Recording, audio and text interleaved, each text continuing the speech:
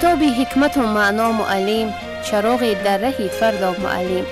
به نیرویی که دارد در بساطش، جهانی را کند احیا معلم. در واقع در سراسر جهان از روی تشکل ذهنی اهل بشر آموزگاران نقشی مرکزی داشتند. اشخاص نکونام را از تعلیم و تربیه استادانش در بارگاه تعلیم و علم می دانند. آموزگار را خزینه علم و دانش، مونس، انیس و رفیقی با تدبیر شاگردان گویند و این همه برحق است. آموزگاران اصیل دروازه پرنقش و نگاری را می مانند که توسط آن شاگردان به عالم دیگر، عالمی برایشان به مثل مانند، ناتکرار و افسانوی، نادر و بی‌نظیر وارد شده از بحر و اقیانوس علم و دانش بهره‌ور می‌گردند.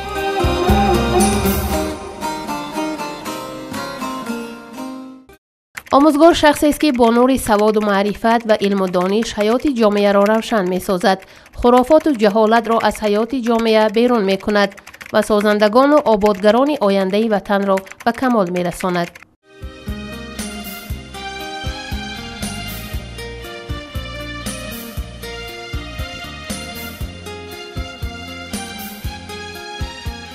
اینک سفر ما در دانشکده آموزگاری در ناحیه رشت ادامه دارد. دانشکده مذکور نیز یک انشاءات است که در دوران استقلالیت برای نسل‌های جوان بنیاد شد و امروزها چندین دانشجویان از مناطق ناحیه رشت و از دیگر ناحیه‌های دوردست آمده از روی اختصاص‌های گوناگون در این مؤسسه تعلیمی درس می‌آموزند.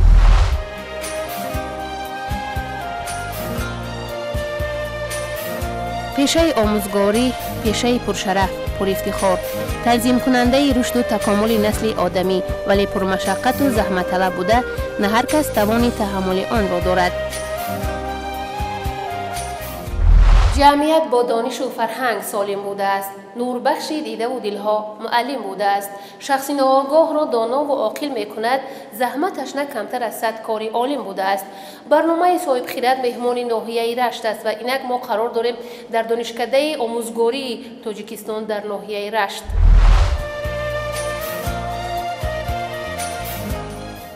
قهرمان برنامه معرفتی ما غالب شاه نوروزов سال 1952 در دهه شل جماعتی به نام نصرتالله مخزوم در عائله آدمان عادی و فروتن ولی زیایی به دنیا آمده است. موصوف مکتب تحصیلات میانه عمومی رقم درست سال 1974 با موفقیت ختم کرده است و پس آن به دانشگاه آموزگاری تاجیکستان آن زمان به نام ترس گریگورویچ شفچنکو به فاکولته تاریخ شامل گردیده است. پس از ختم این دانشگاه بانفوذ سالیان زیاد در وظیفه‌های گوناگون در سمت معارف و علم فعالیتی سرمحصول داشت. چون در دوران استقلال دولتی فیلیال دانشگاه آموزگاری تاجیکستان به نام صدرالدین عینی در ناحیه رشت بازگردید، همچون آموزگاری صاحب تخصص به این بارگاه علم دعوت کرده شد تا با مهارت و ملکه تخصصی آموزگاریش دانشجویان را درس علم و ادب و اسرار تاریخ دولتداری تاجیکان را در مرحله‌های گوناگون آموزد. صحبتی جالب و شنیدنی با این آموزگار سابقه دار در ادامه برنامه صاحب خیرات. تاریخ، فرهنگ و زبان هستی ملت بوده، نگه داشت و تلقین آن به آیندگان وظیفه هر یکی ماست. قهرمان امروزه برنامه صاحب خیرات استادی هستند که در این جاده زحمت میکشند. خب استاد، ابتدا میگفتید برای بیننده ما که میانی کسب‌های مختلف چرا محض کسب آموزگار را انتخاب کردید و در جاده تاریخ علم خود را تشکل دادید؟ پدر من آموزگار بود، برای همین از خاطر شوق آموزگاری در دل من پیدا شد و بعد ختم مکتب میانه من حجت‌های خود را به دانشگاه آموزگاری شهر دوشنبه سپردم و دانشجوی کورس تاریخ خلق تاجیک گشتم و سال 1974 این فاکولته را با سر بلند ختم کردم و برای کار به ناحیه فیض‌آباد فرستادند. من 2 سال در ناحیه فیض‌آباد کار کردم و بعد آن به ناحیه رشت آمدم. از سال 1976 در ناحیه رشت همچون آموزگار کار میکردم. بعد سال 1977 مرا دیرکتور مکتب میانه عمومی رقم 22 هایت فرستادند و در آنجا من 2 سال به صفت دیرکتور کار کردم. بعد آن به شعبه معارف دعوت کردند. در شعبه معارف سالهای زیادی کار کردم. استاد خوب میگویند که اشخاصی دارای دو کسب حق خطا کردن ندارند. اینها یکی آموزگار و دیگر طبیب است، چون آموزگار به روح انسان سر و کار دارد و طبیب به جسم انسان. بار شده است که در روند کار اظهار پشیمانی کرده باشید؟ در فعالیت کاریم هیچگاه پشیمان نشدم، چون که از خردی کسب آموزگاری در دلم بود و حتی فرزندان چند دو نفر فرزندم به رویه من رفته آموزگار شدن، کسب من انتخاب کردن، کار کرده شدن. من از این بسیار افتخار میکنم. رساله نامزدی شما که گفتن که در سینی از 60 بالا حمایت کردید، با کدام موضوع بود و راهبرتون چگونه راهنمایی میکرد؟ یعنی سختگیر بود و یا چگونه بود؟ وقتی که من رو به دانشگاه نو تأسیس ناحیه رشت دعوت کردن، در دانشکده به عنوان علمی اونقدر معنی نداشت. برای همین من حرکت کردم که با آموزش تحقیقات همین ولایت رشت سر کار گیرم و سالهای زیاد 8 سال من تحقیقات بردم و سال 2016 وقتی که سن من به نفقه رسید، من 21 سپتامبر به نفقه برآمدم، 27 اکتبر حمایت کردم. در زیر راهبری شادروان رحیم معصوف حمایت کردم. راهبر من دکتر علم‌های تاریخ پروفسور پیرمشاه حیدرشاه می باشد.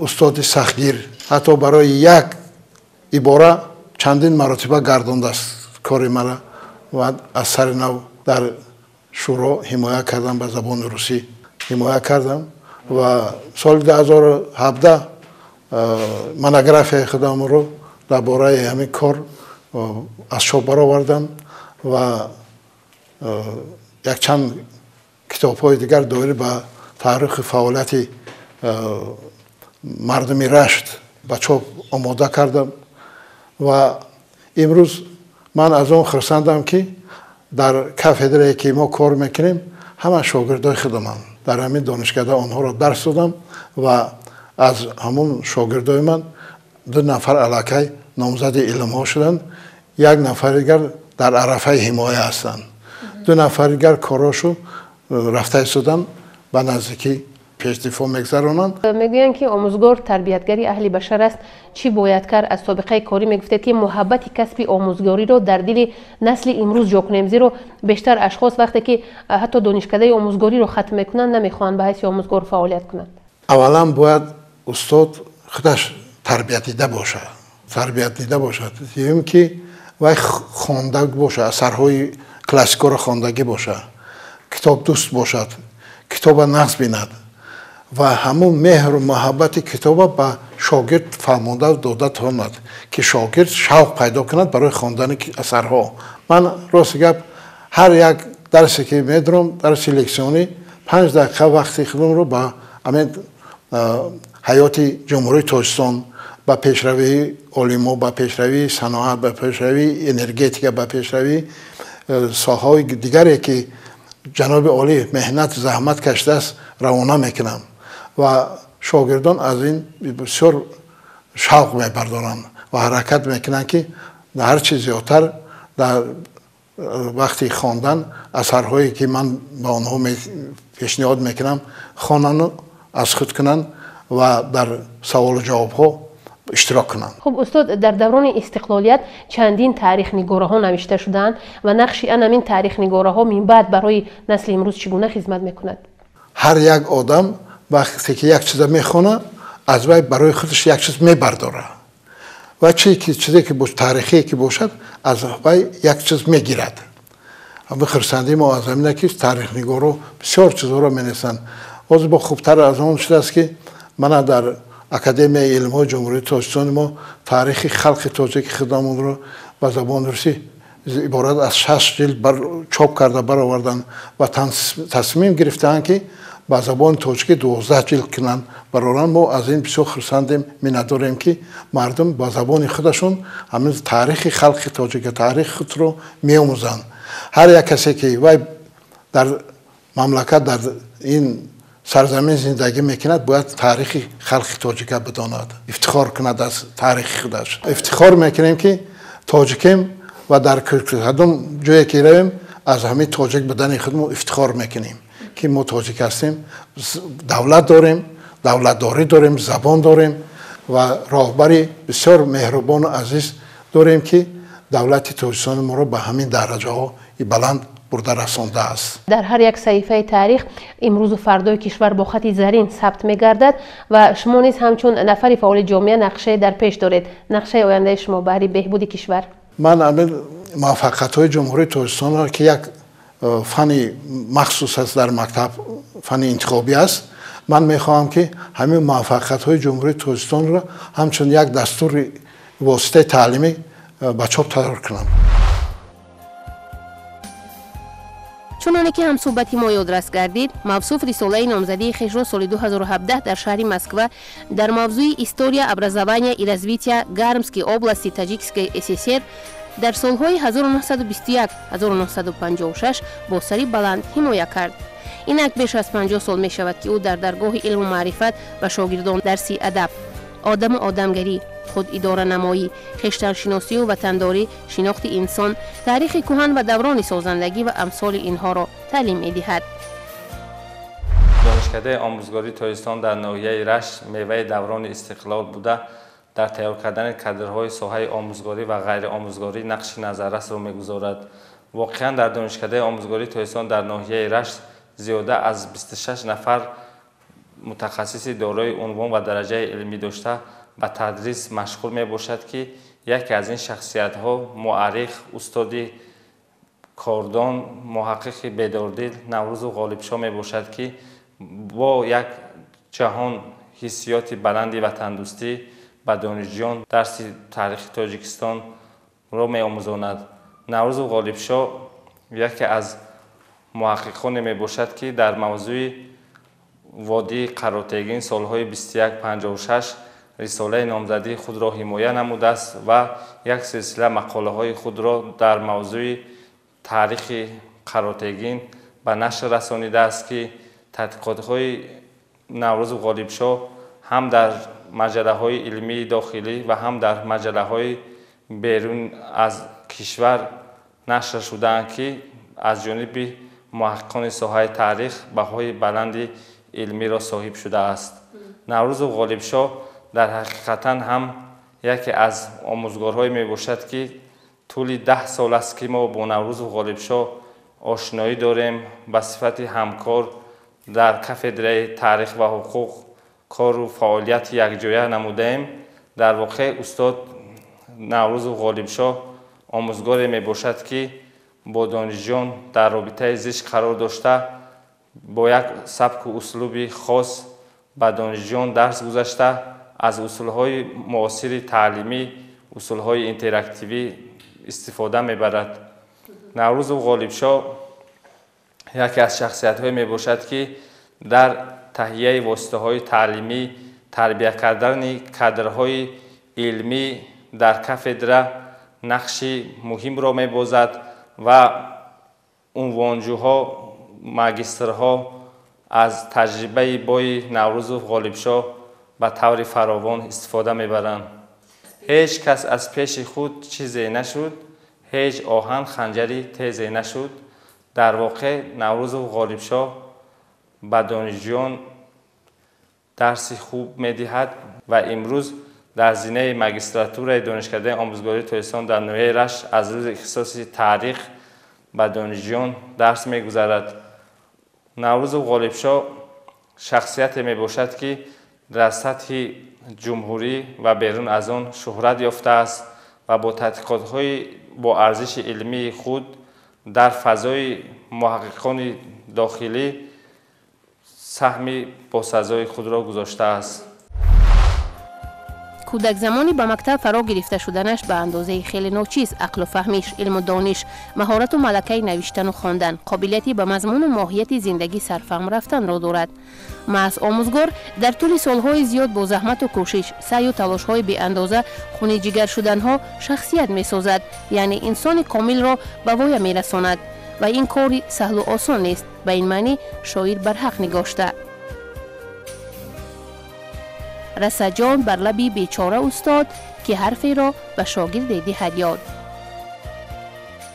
یکی از هدف‌های جمهوری تاجیکستان ما این صنعت کنونی به حساب می‌رود که در پیام جناب عالی پرزیدنت کشور محترم امامعلی رحمان این نقطه صدا داده است و تمام مردم تاجیکستان ما برای این کمر همت بسته ایستادند و در شهر و ناحیه‌ها کارخانه‌ها صنعت کننده شده و زوادها ساخته شده ایستادند که این برای یکم برای تامین کردن مردم با جای کار و دوم برای نیک احوالی مردم و سوم برای بهبودی جمهوری تاجیکستان ما روانه شده است. واقعا معلم به معنای تماش انسانی کامل هستند، مردی هستند که در همه لحظه ها در همه حالت ها برای همین معلمان دانشکده آموزگاری تاجیکستان در ناحیه رشت مصلحت ده و مشورتچی میباشند.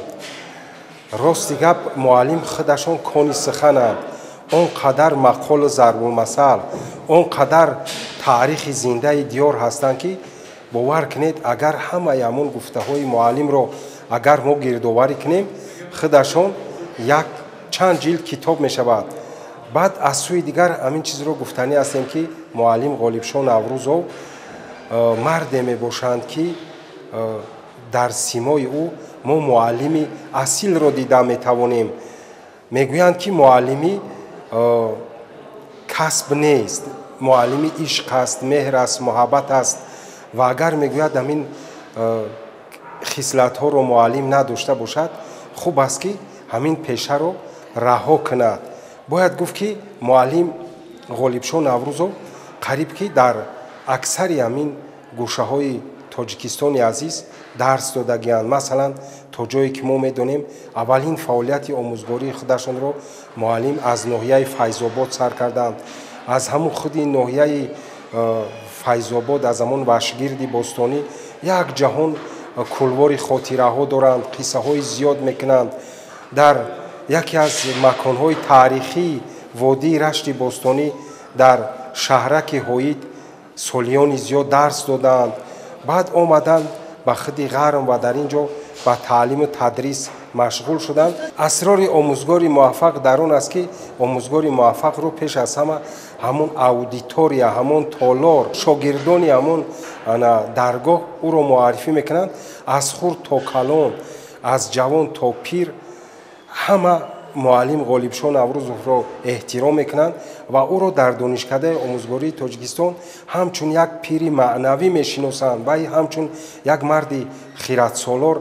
طوری که گفتیم کسی که چی مشکلی که پیشش آید وای می آید به پیش معلم و معلم طرز همون گره رو کشاده میدهند که خلاصه که همه از پیش او با یک خرسندی برآمده میروند.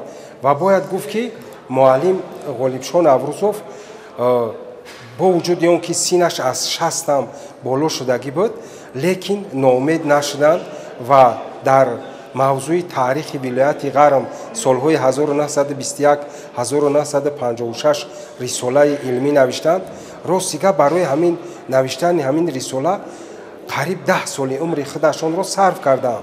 او قدر اگر گوییم گردی اوراق بایگانی های دوشنبه را خوردند، او قدر زحمت کشیدند، او قدر پروفسوری سختگیر دکتر علم های تاریخ عضو وابسته اکادمیای علوم تاجیکستان حیدرشاه پیرمشویف اگر خطا نکنیم او قدر استاد را مثال سختگیری کردند، کاری کردند که همین یک کاری اوریجینالی، یک کاری مثال خوبه مثال انا پیشکش خواننده شود.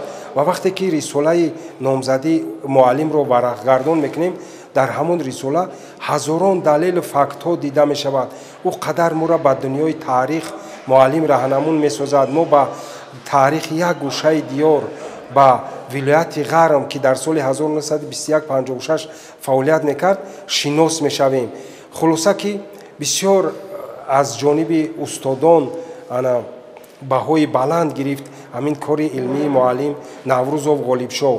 این چونین همین چیز رو میگویم که وقتی که ما در همون تالار اکادمی ملی علم های جمهوری تاجیکستان راستی گپ وقتی که معلم نوروزов дар рӯзи ҳимояаш иштирок доштем дар ҳузури устодоне чун Раҳим Маъсуф, чун Ҳайдаршоҳ Пирмшоев ва дигар устодони донандагони фанни таърих ба забони русӣ муаллим ӯ қадар мақсад суханронии хуб карданд ки бисёри бисёр ҳама ба ӯ таҳсину офаринҳо хонданд. акнун ҳамин чиза гуфтаниам ки муаллим Ғолибшоҳ Наврӯзов хулоса ки умри азизи худро сарфи илми таърих, сарфи омӯзиши ногуфтаҳои таърихи ин диёр карданд. Ғолибшоҳ Наврӯзов соҳибқаламу соҳибкитоб аст.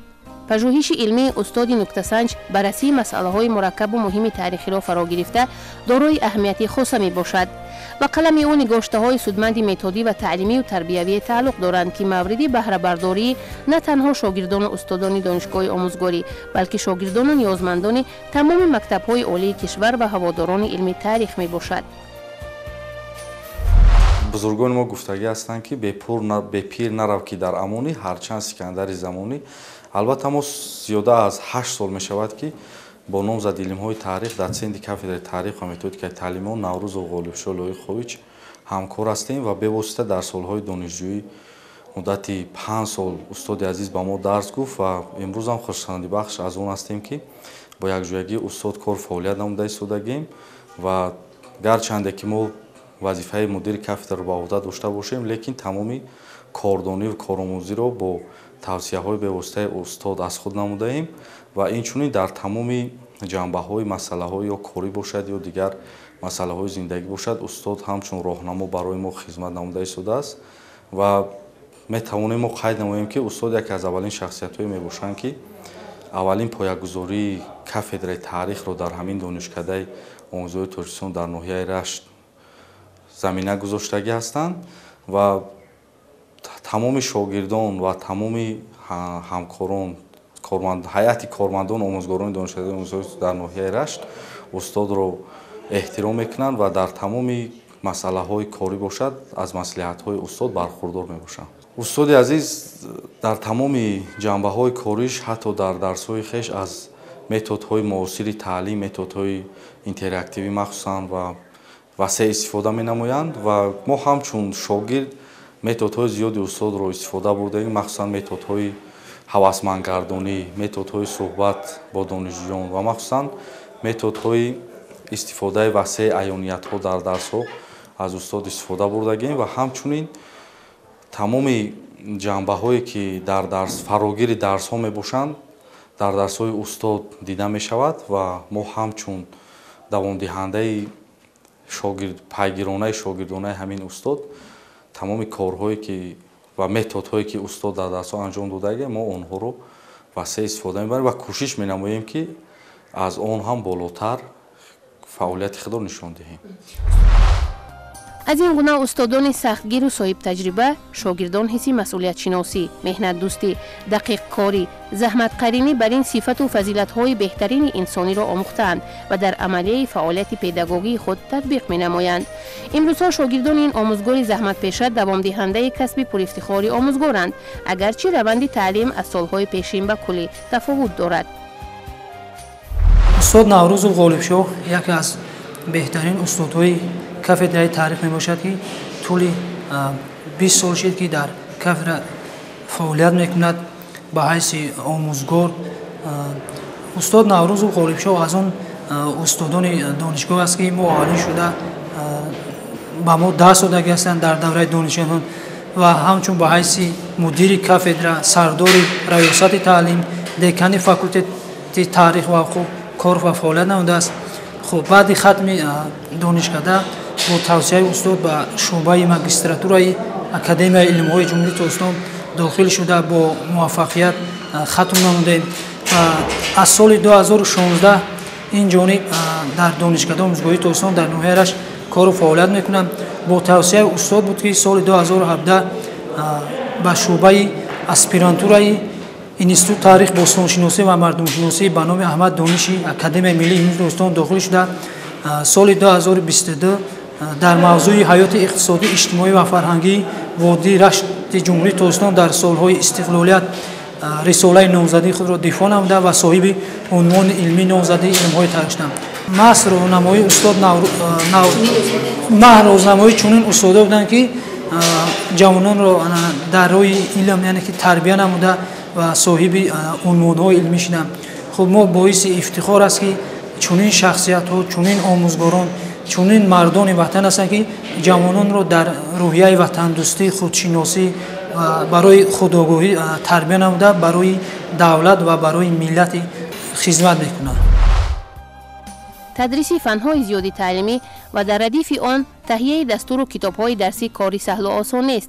در این راه پرپیچ‌وتاب و پرمشقت علم تنها نفرانی به منزل سعادت می‌رسند که زحمتکش و زحمت پسند، فداکار و زحمت قرین، با صبر و تحمل و نکته سنج و متین اراده بوده از رنج و مشقت کشی‌ها نمی‌هراسند.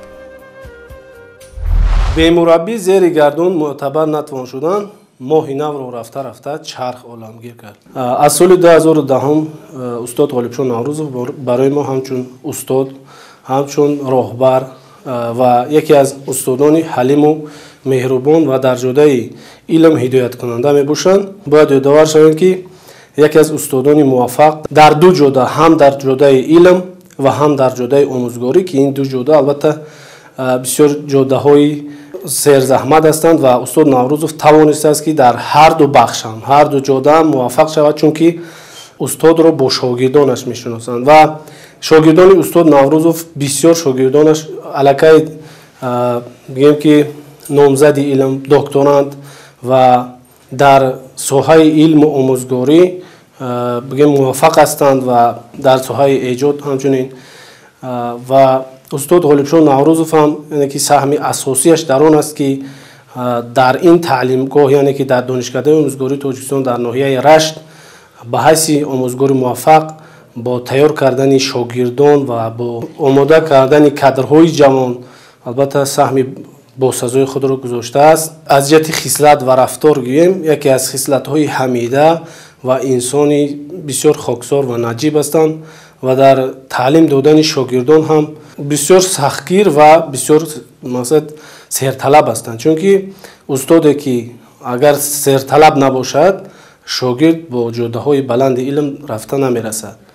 با این خاطر مثل ازت گفت که استاد نوروزов یعنی که بسیار یک عالم بگیم در جاده علمی تاریخ و در تیار کردن کادرهای بلند اختصاص بسیار سهمی بارز دارد.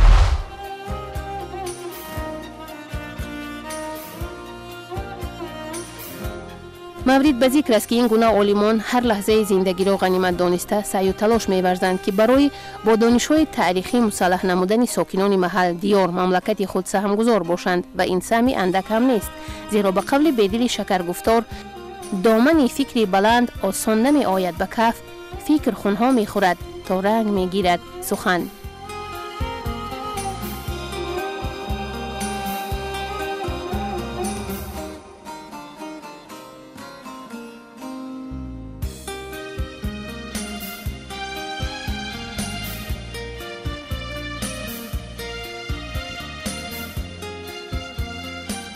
مورد به ذکر است که استاد غالبشاه نوروزов در تعلیم و تربیت فرزندان به خیرخواهی و شفقت، دلنوازی و محبت، دستگیری و خدمتگزاری از جهت تامین اجتماعی آنها در کسب حلال رنج کشیدن را از جمله والاترین خصلت و صفت و پسندیده ترین عبادت والدین می شمارد. این مرد معرفت پیشه همراه همسر مهربانش در سمت به طور شایسته تحسین و آفرین به وای رسانیدن فرزندان و در روحیه مهربانی و خیرخواهی، فروتنی و خاکساری، مناسبت صمیمانه، نرم گفتاری، مسئولیت ناکی و پرهیزگاری بر این خصلت‌های نیک انسانی تربیت نمودن آنها سهمی با سزا گذاشته‌اند. نتیجه زحمت و تلاش‌های شبانه روزی والدان مهربان و دوراندیش است که همه فرزندان صاحب معلومات عالی گشته، این زمان در ساحه‌های گوناگون استحصالات کار و فعالیت نموده نفعشان به جامعه حتما می‌رسد.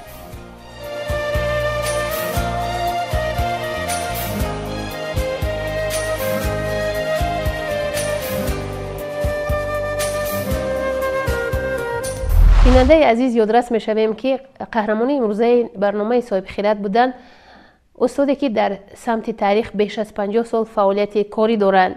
امیدواریم که دیگر برنامه‌های تلویزیون علم و طبیعت را حتما پیگیری میکنید، زیرا در هر یک صفحه برنامه ما قهرمان نوی برای شما معرفی میگردد.